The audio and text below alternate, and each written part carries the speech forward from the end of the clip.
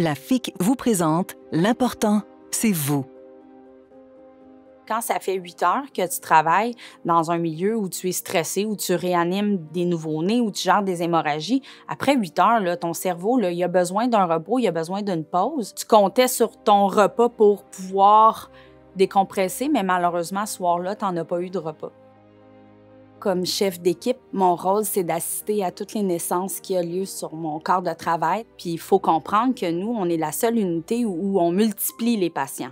Donc, la patiente, elle arrive, elle est une patiente et elle sort, elle est deux patientes. Ça fait qu'on a quand même 2 patients à s'occuper en bout de ligne avec un personnel qui est vraiment réduit. C'est rock'n'roll. C'est sûr que le manque de personnel, ça l'affecte beaucoup notre travail parce que parfois, on a besoin d'être plusieurs infirmières. Si on parle, exemple, de réanimation néonatale, on peut être parfois 4 intervenants à réagir sur le nouveau-né. Donc, quand on est juste 2 infirmières, visiblement, il manque de personnes. Ça augmente le stress de savoir qu'une situation peut arriver parce que souvent, on est capable de les identifier, les situations qui peuvent être dangereuses, mais de savoir qu'on n'a pas le personnel pour pallier à ça, c'est sûr que ça augmente vraiment notre stress là, au travail. Puis la charge de travail est lourde. Il y a aussi toute la reconnaissance, là, dans le sens où quand on prodigue un soin, on veut, comme infirmière, on est consciencieuse, on est minutieuse pour donner un soin qui est à moitié, surtout dans une situation qui est critique. Ça nous trotte dans la tête longtemps, je dirais. Il y a certaines situations où on revoit la situation, puis pour nous, c'est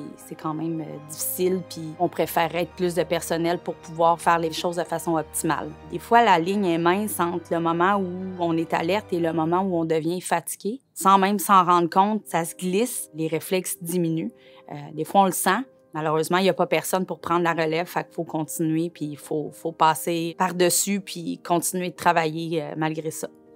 On est un petit peu dans une roue infernale où présentement, en tout cas sur mon unité, ce qui est problématique, c'est le recrutement, mais c'est la rétention du personnel d'expérience. Présentement, je dirais que de soir, je suis en train de voir mon équipe se décimer à cause des conditions de travail. Les infirmières sont tannées de rester en temps supplémentaire obligatoire. C'est sûr qu'il y a des impacts aux patientes parce que tous les enseignements qu'on n'a pas le temps de faire, c'est des enseignements que les patientes reçoivent pas. Donc, c'est des bébés qui reviennent déshydratés, c'est des bébés qui reviennent avec des jaunisses. Donc, il y a des réhospitalisations qui sont causées par le manque de temps d'évaluation de l'allaitement. C'est des patientes qui reviennent, qui reconsultent, qui nous appellent. Avec un manque de temps, des fois, l'information vient plus courte, mais on sent qu'il y a quand même un réel besoin des gens d'avoir de l'information, mais malheureusement, on ne peut pas toujours leur donner parce que on a des patientes à s'occuper. On va aux soins minimaux parfois de ce qui doit être fait.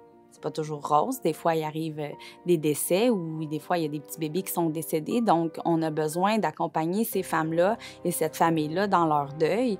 Mais si on a d'autres patientes en même temps, on n'est pas en mesure de remplir leurs besoins d'écoute. Puis même pour la femme qui accouche, il y a quand même un besoin d'écoute. On écoute, mais avec la sensation qu'on n'est pas toujours présente parce qu'on sait que dans notre tête qu'il y a beaucoup de choses à faire ailleurs. Pour que les infirmières soient heureuses, c'est sûr qu'il faut qu'il y ait plus de gens. Il faut améliorer les conditions de travail, diminuer le temps supplémentaire. Je dirais même abolir le temps supplémentaire obligatoire parce que ça, c'est sûr que ça fait fuir beaucoup d'infirmières. D'être pris en otage, il n'y a personne qui a envie de dire « toi, tu quittes pas aujourd'hui ». Il est certain que d'avoir le ratio approprié pour les infirmières, ça permet d'accompagner les gens. Ça permet de répondre à leurs besoins. Les patientes en salle d'accouchement, ils ont souvent des plans de naissance qu'on appelle. De pouvoir respecter ça, c'est sûr qu'il faut être présente au chevet de la patiente, permettre aux infirmières de pouvoir donner le bon soin. C'est certain qu'on a une valorisation infirmière, puis c'est tellement un beau métier que je pense qu'il faut leur donner les outils de pouvoir s'épanouir puis de pouvoir collaborer avec le patient dans leur prise en charge. C'est un métier tellement valorisant que de leur permettre de s'épanouir, c'est la population qui va être toujours gagnante.